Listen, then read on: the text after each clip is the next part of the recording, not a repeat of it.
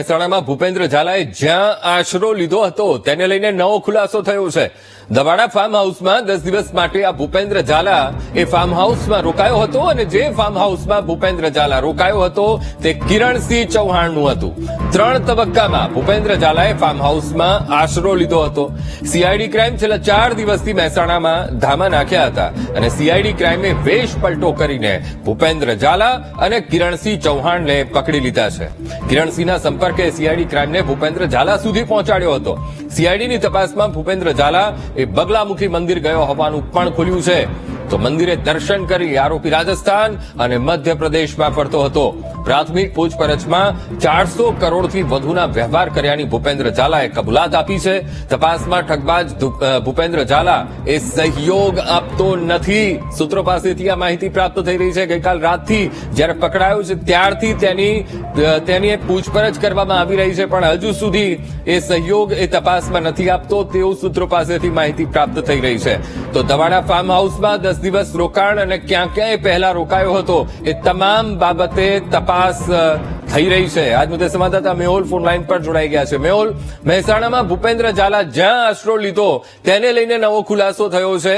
દવાડા farm હાઉસમાં 10 દિવસ માટે રોકાયો હતો અને તબક્કાવાર એ રોકાયો એ પણ મહત્વપૂર્ણ બાબતનો ખુલાસો થયો છે. અને આ પહેલા તે ક્યાં હતો એ બાબતે પણ સ્પષ્ટતા કરી છે. કઈ કઈ બાબતોમાં પૂછપરછમાં ખુલાસા થયા છે? બિલકુલ લગભગ 15 દિવસ એટલે 2 સપ્તાહથી ફાર્મ હાઉસ પર હતો. પોલીસ આ સંદર્ભે જે છે તે કન્ફર્મેશન જે છે તે આપ્યું હતું અને મુખ્યત્વે અલગ અલગ રાજ્યોનો પ્રવાસ પણ તેને કર્યો હોવાનું સામે આવ્યું છે. જેની અંદર જે પેશકાર કે હિમાચલ પ્રદેશ, પંજાબ, દિલ્હી, મધ્યપ્રદેશ, બિહાર સહિતના વિસ્તારોમાં જે જયારે ફરાર હતો ત્યારે ભાગેડુ જયારે તે થતો હતો, લોકોના સંપર્કમાં હતો તેના સંદર્ભમાં પૂછપરછ કરવામાં આવી રહી છે. પોલીસ માટે પ્રાથમિકતા લોકોની ફરિયાદ છે. અત્યારે હાલ પણ જે એક મહિલા જે છે તેના પરિવાર સાથે ફરિયાદ નોંધાવવા માટે નિવેદન લખાવવા માટે પહોંચી છે. તેનું નિવેદન લેવામાં આવી રહ્યું છે. અલગ અલગ લોકોના નિવેદન જે છે તે અત્યાર સુધી લેવામાં આવ્યા છે અને જે તમામ વિગતો જે છે તેને લઈને પૂછપરછ કરવામાં આવી રહી છે અને જે વિગતો છે તેના આધારે જે એક મુદ્દાઓ પણ અંકુશ તૈયાર કરવામાં આવ્યા છે, કારણ કે આજે સાંજે તેને કોર્ટની સમક્ષ રજૂ કરવામાં આવશે અને 14 દિવસના રિમાન્ડ જે છે તે પોલીસ માંગવાની છે તેવી પ્રાથમિક માહિતી મળી છે. અને આ જે પુરાવાઓ છે તેની સંદર્ભે તપાસના વિષયો અત્યાર સુધીના કયા રહેવાના છે તેના માટે પણ આ જે વિગતો છે તેની ખૂબ જ મહત્વપૂર્ણ રહેશે. એટલે પોલીસ તમામ બાબતો ઉપર પૂછપરછ કરશે. જે મુદ્દાઓ કોર્ટની સમક્ષ છે અને પત્રકાર પરિષદ પણ થોડા સમયની અંદર જે છે તે પોલીસ કરવાની છે. ખાસ કરીને આપણી પાસેથી મેહુલ એ પણ જાણવું છે, સાથે સાથે કિરણસિંહ ચૌહાણ જોડે મદદગારી કરી છે તેની પણ ધરપકડ કરવામાં આવી છે.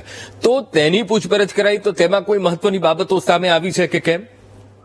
જે વ્યક્તિ છે કે જેને આશરો આપ્યો હતો તેના સંદર્ભે થોડા સમય પહેલા જ એસપી જે છે સમગ્ર તપાસને લીડ કરી રહ્યા છે. તેમને કહ્યું હતું કે તેની હજુ સુધી ધરપકડ નથી કરવામાં આવી, માત્ર તેને પોલીસે અટક કરીને પૂછપરછ કરી રહી છે.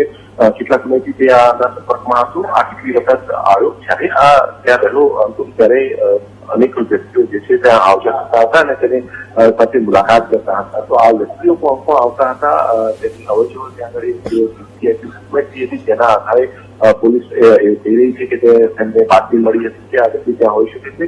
તો આ પણ વ્યક્તિ હતા તે જે છે તે ફાર્મના માલિક જે છે તેની અટક કરીને પૂછપરછ કરવામાં આવી રહી છે.